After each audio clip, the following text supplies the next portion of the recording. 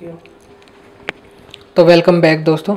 आज की इस वीडियो में हम एमटीएस की कोई क्वेश्चंस डिस्कस नहीं करने वाले। 2024 में अराइव हो रहे वो कोई क्वेश्चंस मतलब जो आ रहे हैं, मैं क्वेश्चंस नहीं बताने वाला। मैं ये बताने वाला हूँ कि कौन से टॉपिक से ज़्यादा क्वेश्चंस आ रहे हैं और किस टॉपिक का वेटेज कितना है क्या नहीं है, और आप कहाँ से पढ़ सकते हो इतने शॉर्ट टाइम में। अगर आपको लगता है कि आपने इतने दिन जब तैयारी कर रहे थे तब उन टॉपिक को आप मिस कर रहे थे, तो काफ़ी अच्छा आपको हेल्प मिलेगी। एंड मैं इतना प्रॉमिस कर सकता हूँ कि अगर आप पेपर दे के आओगे तो आप ज़रूर देखना इस वीडियो से जो चीज़ें मैंने बताई है, जो इन्फॉर्मेशन मैंने दी है, उनसे काफ़ी रिलेटेबल क्वेश्चंस आपको मिलेंगे। तो वीडियो स्टार्ट करते हैं। फर्स्ट ऑफ ऑल जीएस की बात कर लेते हैं, क्योंकि आपको पता है इसी का वेटेज ज़्यादा है, इंग्लिश का और इनका। ठीक है, 25 क्वेश्चन अराउंड इसमें आएंगे, 25 क्वेश्चन अराउंड अपने इंग्लिश में आने वाले हैं। तो सबसे पहले जीके की बात कर लेते हैं। तो पॉलिटी के अराउंड जो क्वेश्चन आ रहे हैं ना, वो प्रेसिडेंट से आ रहे हैं। ठीक है, कौन सा आर्टिकल कौन सा क्या है, तो 52 से लेके 62 तक अपने प्रेसिडेंट है जो उनके आर्टिकल है। फिर उसके बाद जो 72 वगैरह है, जो एकदम क्षमा वाला वगैरह है, तो ये सारे आर्टिकल जो एक तरीके से राष्ट्रपति के अराउंड जितने भी आर्टिकल्स हैं ना, वो देख के जाने हैं।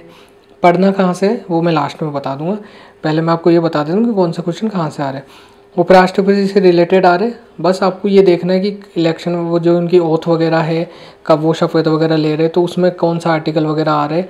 उपसभापति से रिलेटेड, उनके पद से रिलेटेड, और जैसे राष्ट्रपति कि उनका जो वेतन रहता है वो किस अकॉर्डिंग रहता है, वो किस उसका क्या नियति रहती है, वो सारी चीज़ें हैं। उसके बाद संसद से रिलेटेड आ रहा है तो कौन सा आर्टिकल में है। सुप्रीम कोर्ट से रिलेटेड अगर आप देख सको तो ज़रूर देखना। ठीक है, और जो मौलिक करते हो मौलिक अधिकार, तो ये चीज़ें ज़रूर माइंड में रखनी है। पहला राष्ट्रपति, उपराष्ट्रपति, संसद, सुप्रीम कोर्ट, मौलिक करते हुए मौलिक अधिकार। पॉलिटी से इससे बाहर कुछ नहीं आ रहा, आप उठा के देखोगे आपको क्वेश्चन ज़रूर मिलेगा। ठीक है, उसके बाद आ जाते हैं करंट अफेयर और बाकी करंट अफेयर पे हिस्ट्री, ज्योग्राफी और जनरल साइंस और कंप्यूटर और स्टैटिक जीके, इन जो टॉपिक से कितने कितने कैसे कैसे क्वेश्चन आ रहे हैं। तो सबसे पहले पॉलिटी में मैंने आपको बता दिया कि पॉलिटी से इस अराउंड क्वेश्चन आ रहे हैं, क्योंकि पॉलिटी से कुछ ज़्यादा ही वो थोड़ा रहता है। तो पॉलिटी में 3 क्वेश्चन आ रहे हैं, हिस्ट्री में 3 क्वेश्चन आ रहे हैं, ज्योग्राफी में 3 क्वेश्चन आ रहे हैं, जनरल साइंस में 2 क्वेश्चन आ रहे हैं और कंप्यूटर में 1 क्वेश्चन आ रहा है, और स्टैटिक जीके से 7 क्वेश्चन आ रहे हैं। तो ये काफ़ी ज़्यादा देखा जा रहा है। और इस करंट अफेयर में 5। तो मैं आपको यही चीज़ बोलूँगा, करंट अफेयर और स्टैटिक में मिला के टोटल 10 या 11 क्वेश्चन आ रहे हैं, 10-12 क्वेश्चन आ रहे हैं। तो इसको थोड़ा हल्के में मत लेना। तो बाकी जो सब्जेक्ट है अपने एज यूजुअल पढ़ते जाओ। और आपको मैं एक चीज़ बताऊंगा कि अगर आपको ये जो अभी रिव्यू दिख रहे हैं ना कि बहुत सारे क्वेश्चन, 150 क्वेश्चन पढ़ लो, 200 क्वेश्चन पढ़ लो, इन पे मत रहो, विश्वास मत करो इन पे। बस टॉपिक पे विश्वास करो कि हाँ भी इस टॉपिक को ज़्यादा थोड़ा डीपली पढ़ के चले जाए, इस अराउंड क्वेश्चन आ रहे तो टॉपिक पे बिलीव करो और अपनी तैयारी पे बिलीव करो। तो जो पॉलिटी से आ रहे वो मैंने बता दिया। हिस्ट्री से क्वेश्चन आ रहे हैं ना, हिस्ट्री में आपको जैसे जो डायनेस्टी वगैरह है ना, जैसे मौर्य हो गई, गुप्त, चोल, पल्लव वंश वगैरह हो गए, तो और जो हमारी जो मिडिवल हिस्ट्री में जो अकबर वगैरह है, जो मुगल काल वगैरह है, इसको पढ़ के जाना। क्वेश्चन आ रहे हैं बार बार इसमें। और ये जो मैं बेसिस बता रहा हूँ, ये इस बेसिस पे बता रहा हूँ कि लाइक मैंने वो क्वेश्चंस भी देखे। उसके बाद जैसे कि लाइक हमारे पड़ोस में भी एक लड़का रहता है, वो भी देख के आया था, तो मैंने उससे भी जेन्युइन रिव्यू लिया था। वो आता जाता रहता है मेरे पास, तो उसने भी काफ़ी क्वेश्चन मेरे को ऐसे लिख के बताए थे कि हाँ आगे ये आए थे। तो और बाकी मैंने खुद से मतलब ग्रुप बना हुआ है मेरे व्हाट्सएप पे, तो काफ़ी उससे भी पूछे थे कि और भी लाइक जो साथी वगैरह है कि हाँ भाई ऐसे ऐसे। तो ओवरऑल जो जेन्युइन है, बिल्कुल अथेंटिक है। मैं फिर से बोलूँगा, आप आके देखना, आपको क्वेश्चन ज़रूर मिलेगा। ठीक है, हिस्ट्री में 3 क्वेश्चन आ रहे हैं, जो एक तरीके से जो मुगल काल वगैरह है, मिडिवल हिस्ट्री वगैरह से, और उसके बाद डायनेस्टी वगैरह से, गुप्ता वगैरह है, कौन से जो शासन वगैरह है उनसे रिलेटेड, और जो जितने भी यात्री वगैरह फाहान हैंसोंग वगैरह है जो आए थे इनके दरबार में, तो उनसे रिलेटेड क्वेश्चन आ रहे हैं। ठीक है, और मॉडर्न हिस्ट्री से एक क्वेश्चन अभी देखा गया था, बाकी मॉडर्न हिस्ट्री को इतना नहीं देखा गया। ठीक है, क्योंकि स्टैटिक अराउंड में वो चीज़ें डाल देते हैं, तो आप समझ रहे होंगे उस चीज़ को। और ज्योग्राफी में जो क्वेश्चन आ रहे हैं ना, 3 क्वेश्चन अराउंड आ रहे हैं, जिनमें वो फसलों से रिलेटेड पूछ रहे हैं कि जो खरीफ की फसल होती है, रबी की फसल होती है, जायद की फसल होती है, तो इनको तो रटी जाना, क्योंकि काफ़ी क्वेश्चन पूछे जा रहे हैं। और रिवर और माउंटेन से रिलेटेड क्वेश्चन आ रहे हैं, तो जैसे प्रायद्वीपीय नदियों का हिस्सा, और माउंटेन वगैरह है कि शिवालिक की किस हिमालय श्रेणी का है, वलित पर्वत कौन से है, सबसे पुराना पर्वत कौन सा है, कि पूर्वांचल जो है वो हिस्सा जो लास्टेड पॉइंट है पूर्वांचल का वो कौन सा है। तो ऐसे अराउंड क्वेश्चन पूछे जा रहे फिजिकल ज्योग्राफी के अराउंड, ठीक है। तो इन चीज़ों को देख के जाना। आपके पास अगर खुद के नोट्स बने हुए हैं तो इन टॉपिकों को वहाँ से देख लेना, बाकी मैं बताऊँगा तो वहाँ से आप गो थ्रो कर लेना, आपको काफ़ी अच्छा लगेगा देखना। मतलब आपको काफ़ी क्वेश्चंस भी एक्रॉस होंगे। ऐसा नहीं कि आपकी तैयारी या आपके सिलेबस ये जो आपने नोट्स बना रखे वो गलत है, ऐसा कुछ नहीं है, वो भी सही है। और कंप्यूटर पे ज़्यादा ध्यान मत देना, एक क्वेश्चन आ रहा है, ज़्यादा से ज़्यादा 2 आ रहे हैं, बट एक क्वेश्चन आ रहा है और वो भी क्वेश्चन ऐसा आ रहा है कि पता नहीं क्या पूछ रहे। तो मैं यही बोलूँगा कि इसके बजाय आप और सब्जेक्ट पे ध्यान देना, करंट अफेयर और स्टैटिक पर। अब आ जाते हैं बात स्टैटिक की।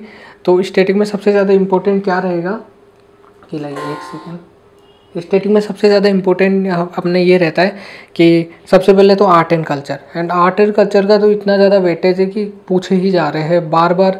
तो मैं शास्त्रीय नृत्य जितने भी है, भरतनाट्यम हो गया, कुचिपुड़ी हो गया, यक्षगान हो गया, मोहिनीअट्टम हो गया, कथकली हो गया, कथक हो गया, क्षत्रिय नृत्य हो गया, तो ये सारे जो नृत्य है ना, ये जो भी क्लासिकल डांस वगैरह, इनको तो आपको याद करके जाना ही है।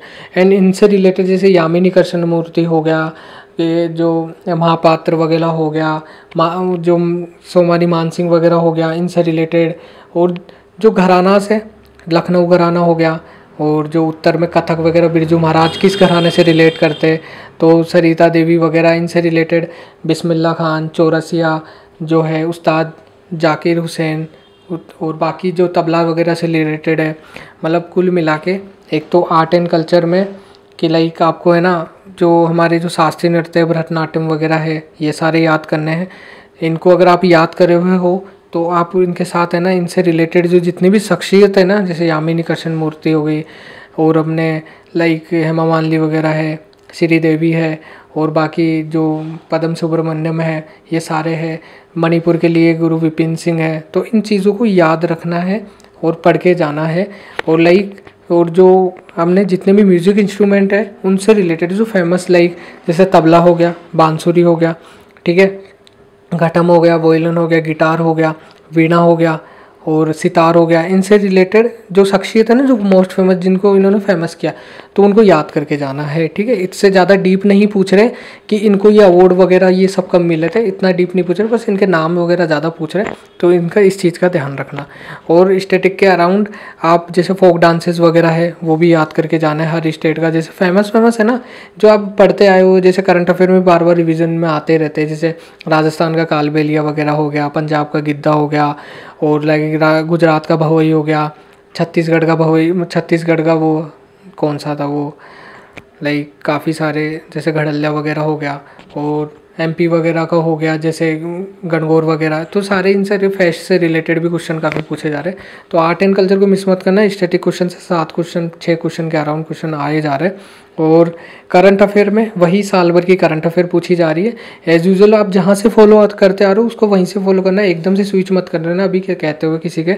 तो करंट अफेयर एज यूजुअल आपको पढ़नी है। लेवल कैसा आ रहा है इन क्वेश्चन वगैरह, बिल्कुल इजी टू मॉडरेट है, मॉडरेट टू हाई ऐसा नहीं है, क्योंकि CHSL CGL इनमें ज़्यादा थोड़ा डीप पूछा जाता है, इनमें इतना ही पूछा जाता है। बट अगर क्वेश्चन नहीं आता ना तो फिर वो हार्ड ही लगता है अपन को ऐसा, तो ये बहुत बड़ी बात है, तो ये समझनी चाहिए। बाकी अब इंग्लिश पे आ जाते हैं।